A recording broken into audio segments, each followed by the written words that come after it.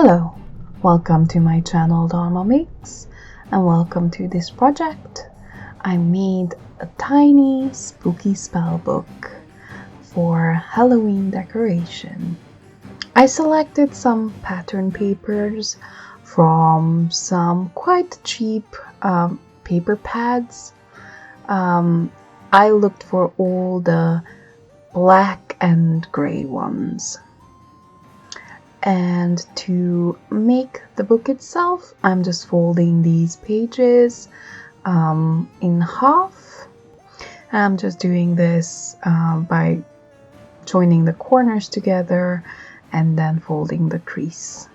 When I'm done folding the pages, I just decide on how I want to arrange the order of the pattern papers so that there aren't two repeating one after the other. And as soon as that looks good enough for me, I start gluing them together. So what I'm doing is applying a glue stick to the back of one of the pages and then joining the next double page to it.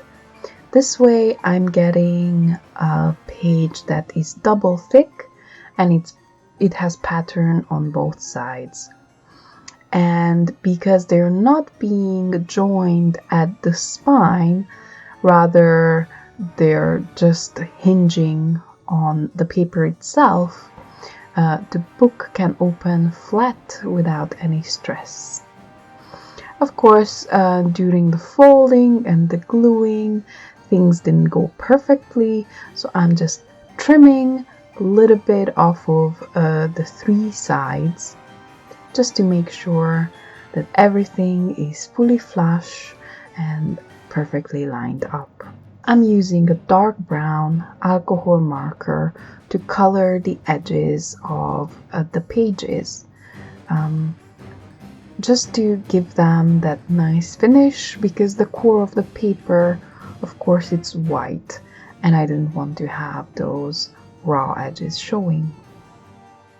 For the interior of the book, I actually want to fill it in with spells and incantations and different kinds of images that look kind of magic-y. Of course, all of this is just for fun. None of it means anything. Some of them are just silly rhymes. It's supposed to be just a fun little decorative object with no meaning behind anything.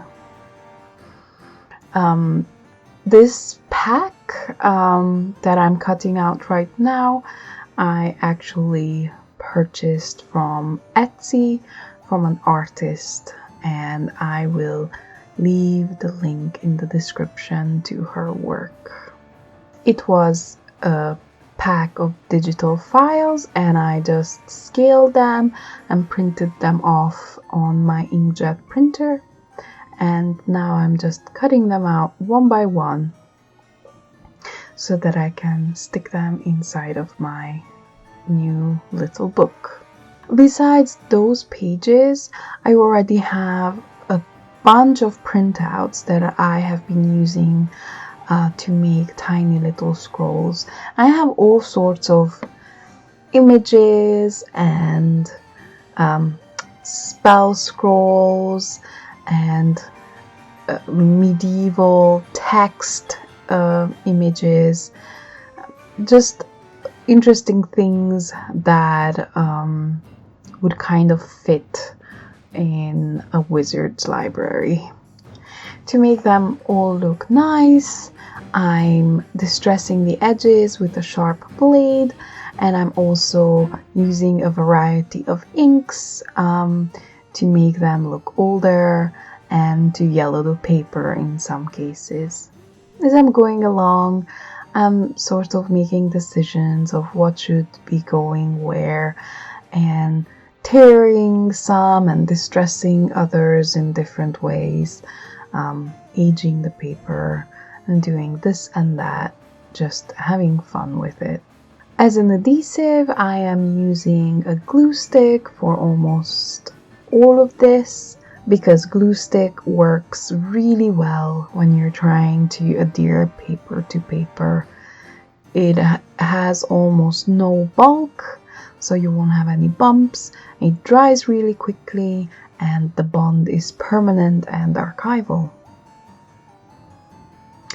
So the internal idea, or the story that I was telling myself while making this, is that the sorcerer who owns this spell book has a sort of scrapbooking approach to making spell book, and that they're saving all sorts of labels from potion bottles and sticking scrolls and copying in runes and maybe sticking in images that are inspirational to them, just like real people do with real scrapbooks.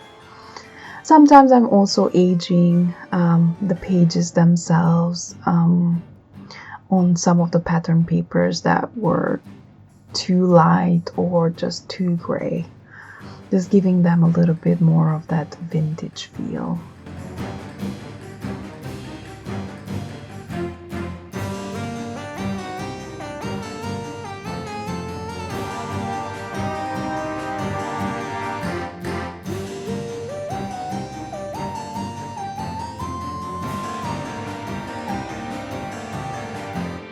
Now, to give a cover to this book, I'm using some nice stiff cardboard, and I'm just cutting out 2 rectangles that are just slightly bigger than the pages themselves.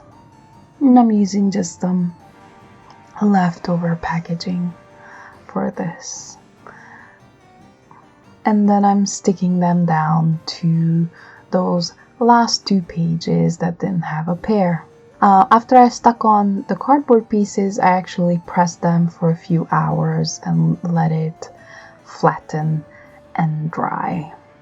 After it dried, I am using a thin piece of sturdy canvas to glue around the spine.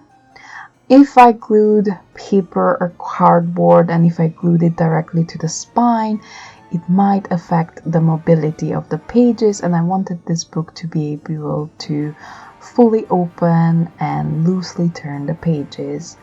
So as you can see, I'm only sticking the canvas to the 2 sides, leaving the middle at the spine perfectly free. The design for the cover was inspired by the spell book in the movie Hocus Pocus, but I am not going for copying what that spell book looks like. I just got inspired by it, so I'm also going to be using an element that sort of looks like an eye. It's actually a picture of a galaxy, but it sort of looks like an eye. I'm creating these lines with hot glue that were inspired by how the spellbook in the movie was stitched together from different pieces of leather. But I'm not going to be replicating that. Instead, I'm going to be using lots and lots of tiny rivets. But first, I am going to be using some sticky aluminium tape that I crumple up with my hands and then securely stick down on the surface of the cover. This will give me that additional wrinkly texture, and it will go over those raised areas, giving this really awesome effect. I'm going around the edges as well, because that raw cardboard I was showing, and this way it gets covered, plus it's more secure. And I'm just tearing pieces off and carefully patching and covering the entire surface of the book cover. Of course, I do this for both sides.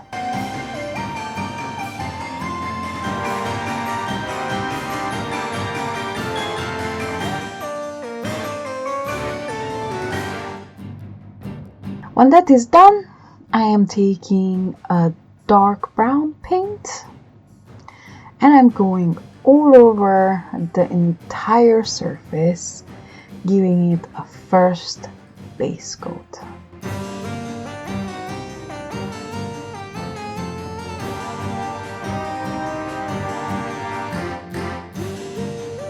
I did give it a second layer, and I'm also scraping off some of the acrylic paint that went over on the eye that is actually a glass capuchon. Now to add all my tiny rivets, I'm going to be using some leftover drills from a diamond painting. These are basically like tiny rhinestones, and I'm picking them up with a tool that has a little bit of wax in it. It works a lot better than tweezers. I've chosen colors that match the eye. I'm actually using a variety of light blues and greens and turquoise and aqua. And I'm just putting down little drops of PVA glue and then setting in one of those drills on every little spot. I'm sort of following the organic shapes that I've created with my glue gun first of all. This was very time consuming. I think I actually watched a whole movie while I was doing this. Those are hundreds of rivets actually on there.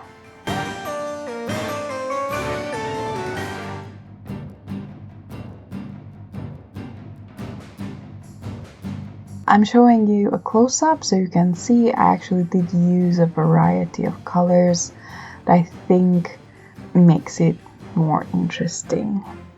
So when that was done and dry, I pulled out a light green and a light blue acrylic paint, and I'm just rubbing it all over my book in different areas, sort of switching it up, where goes the blue and where goes the green, kind of tying it all together and bringing out all that crumpled aluminum foil texture.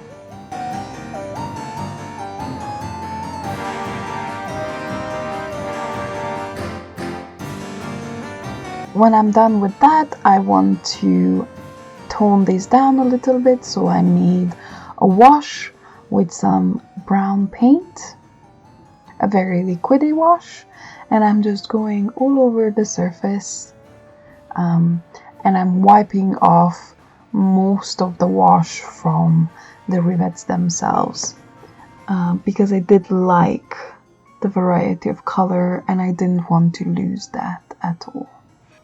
When that has fully dried, I am taking a really nice and rich copper colored metallic acrylic paint, and I'm rubbing it all over the entire surface of the outside cover, including the edges and the spine. And I'm going all over everything, but I'm paying special attention to those raised areas, to those lines. And there it is. My tiny spooky spellbook is finished.